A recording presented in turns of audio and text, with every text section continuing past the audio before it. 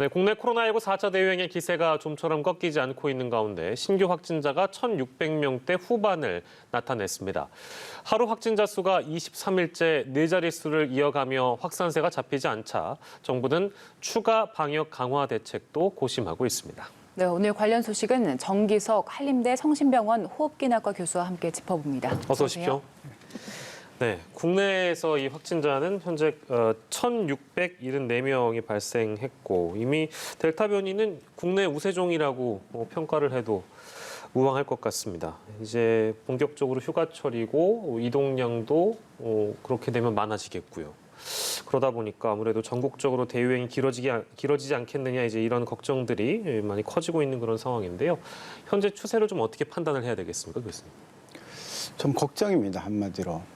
왜냐하면 수도권에서는 4단계, 마지막 단계인 4단계를 적용하고 있고 지방에는 웬만한 데는 비수도권에서는 3단계를 또 혹은 4단계를 하고 있는데도 기세가 가라앉는 기미가 없죠. 게다가 뭐 여러 가지 원인이 있겠지만 가장 예전하고 다른 것은 우리 국민들의 긴장도가 많이 떨어졌다.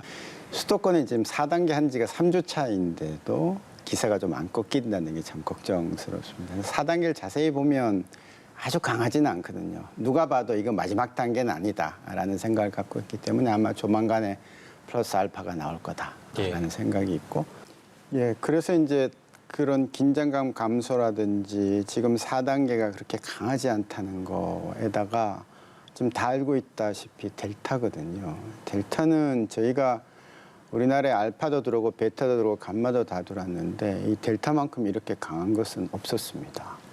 우리가 알파를 막으면서 통제가 가능하리라고 봤고 델타도 그 정도려니 이렇게 봤는데 알려진 수치보다도 훨씬 더 강합니다. 그래서 지금 우리는 한 1,600명대를 보고 있지만 그 사이에 이제 조만간에 공식 발표가 전체 확진자 중에 50%가 넘을 겁니다. 델타에 의한 것이. 그리고 일본 같은 경우는 한 70%를 가고 있는데 지금 뭐 어마어마하게 터지고 있잖아요. 그래서 지금과 같은 똑같은 거리두기 단계, 똑같은 마음가짐, 똑같은 정책이라면 앞으로 더 늘어날 것이다. 왜? 델타가 계속 60%, 70%, 80% 이렇게 올라갈 거기 때문에 거기에 비례해서 전파 속도는 그전에 우리가 보던 것보다 훨씬 더 많은 2배, 3배 되는 델타를 보고 있기 때문에 올라갈 것이라는 우려를 떨칠 수가 없습니다. 네, 델타 변이 바이러스가 얼마나 빠르게, 얼마나 많이 확산이 될지 짚어주셨는데요. 지금 델타에 딱 대응할 수 있는 백신이 없잖아요. 그런데 화이자에서 자사가 개발한 백신의 부스터샷이 델타 변이에 굉장한 효과를 보이고 있다. 이런 연구 결과를 내놨습니다. 지금 최대 11배의 효과가 있다고 밝혔는데 자사 백신을 3차 접종한 경우에 델타 변이에 대한 항체 수치가 2차 접종 때 비해서 18세에서 55세에서는 약 5배 정도 증가했고요. 그리고 65세에서 85세에서는 무려 11배가 높아지는 걸로 나타났다. 이렇게 밝힌 상황입니다. 그런데 FDA나 CDC에서는 이 부스터샷 접종에 대해서 조금 유보적인 입장을 보이고 있어서요. 교수님께서 여기에 대한 설명을 주시면 좋을 것 같습니다. 일단 부스터를 하게 되면 세 번째 샷을 맞게 되면 항체는 올라갑니다. 그 항체가가 뭐 10배도 올라가고 이렇게 올라가지 않습니까? 그러니까 항체가 높은 것은 좋은 것입니다. 항체를 높게 만들기 위해서 우리가 주사를 대개 2번씩 맞거든요. 근데 문제는 우리가 이제 뭐 10배를 올라갔대지만 우리가 하루에 한 3끼 정도 밥을 먹으면 이제 보통 만족스러운데 5끼, 10끼 이렇게 먹는다고 훨씬 더 만족스러울까요? 건강 유지에 더 도움이 될까요?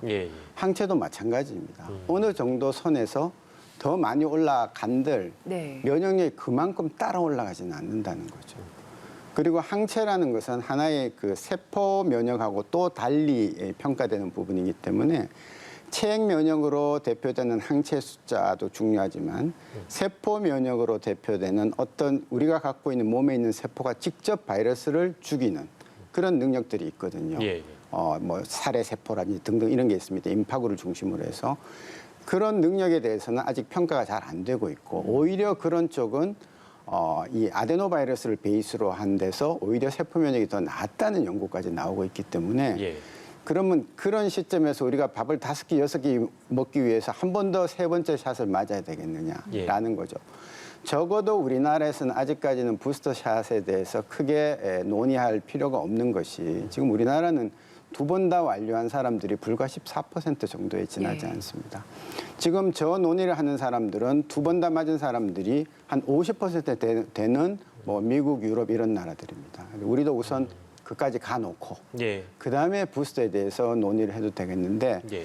회사 자체에서도 항체만 이렇게 뛰는 거에 대해서는 굳이 꼭 필요하다 이렇게 얘기를 하지 못하고 있는 상태거든요. 그러니까 제일 중요한 것은 소위 말하는 그 사회 내에서 세 번째를 맞으니까 얼마나 막아주느냐라는 걸 봐야 되는데 네. 지금은 또 그걸 보기에는 시기도 안 맞고 봄이도 일정치가 않죠. 그래서 결론적으로는 아마도 부스터샷이 언젠가는 필요하다고 나올지 모르겠지만 우리는 우선 두 번 맞아야 되고 예. 정말 안 되는 또 다른 변이가 나올 때를 대비해서 세 번째 부스터는 그냥 좀 아껴두어도 되지 않겠느냐. 부스터 세 번 맞았는데 또 변이가 나면 거기다 또 맞고 또 맞고 하면 얼마나 많이 맞아야 될지 우리가 가늠을 못할 수도 있습니다. 예. 그러니까 밥을 뭐 많이 먹는다고 해서 항상 그렇게 뭔가 포만감에 행복할 수는 없는 것이다. 이제 이런 말씀 주셨는데 시기적으로도 맞지 않고 시간이 좀 걸릴 것 같습니다. 부스터샷에 대한 어떤 국내의 어떤 본격적인 논의는 좀 더 지켜봐야 될 상황인 것 같고요. 자, 그리고 일상 복귀 기대감이 델타 변이로 다시 꺾여 있는 미국 가보면 마스크 쓰기 지침도 부활이 됐습니다. 그리고 전체 인구의 절반 이상이 한 차례 이상 접종한 사우디아라비아 같은 경우에는 미접종자가 공공장소 가는 게 이제 불가능해지는 상황이고요. 호주의 뉴 사우스 웨일스 주만 봐도 봉쇄 조치는 4주 더 연장하고요.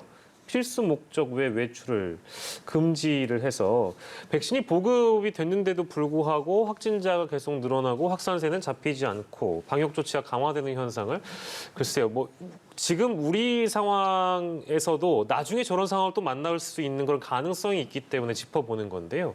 어떻게 분석을 해봐야 될까요? 저 부분 매우 중요한데요. 우리가 다들 70% 2차 접종 완성을 기다리고 있습니다. 과연 그때 다른 나라에서 지금 보는 것과 같은 우리도 비슷한 봉쇄 내지는 마스크를 못 벗는 상황을 만나지 않을까라는 우려를 갖게 되는 거고요. 지금 저 나라들은 50% 2차를 대개 완성을 하고 많은 나라는 70%가 1차까지 다 맞은 그런 상황인데도 안 되는 것은 결국 델타라는 강력한 변이가 나타났기 때문입니다. 지금 우리가 70%를 백신을 완성을 했을 때에 집단 면역이 생긴다는 것은 소위 감염 재생산 지수가 2 정도 되는 때에 해당이 되는 겁니다. 근데 델타는 2가 훨씬 넘죠. 네. 뭐 3 이렇게 넘어가는 거니까. 그래서 지금 많은 나라들에서 거의 80%, 뭐 70% 이렇게 델타로 지금 다 치환되고 있는 상황에서 우리나라도 그렇게 된다면 70%가 다 맞는다 하더라도 아직까지 전 세계 70%다 맞은 나라는 없습니다. 그러니까 우리는 그렇게 갈 수 있습니다. 우리나라는 충분히 갈 수는 있는데 다 가더라도 델타를 과연 충분히 막을 수 있겠느냐. 또 미국 같은 데서는 지금의 대유행은 백신을 맞지 않는 사람들에만 한정된 대유행이다. 이제 이런 얘기까지 나올 정도이기 때문에 70%가 맞으면 30%가 안 맞은 것이고 그중에 대다수의 우리의 어린 청소년들이 있을 것이고 청소년들 사이에서 바이러스가 계속 돌 때 부모들도 한두 번은 막을 수 있지만 계속 노출되면 부모들도 돌파 감염이 생기기 마련이죠. 예. 그래서 사회가 좀 안정되기가 좀 어려울 거다라는 그런 좀 암울한 말씀을 드릴 수밖에 없습니다. 예, 알겠습니다. 오늘은 그 말씀까지만 듣고 마무리하도록 하겠습니다. 코로나19 상황 짚어봤습니다. 정기석 한림대 성심병원 호흡기내과 교수와 관련 내용 짚어봤습니다. 고맙습니다.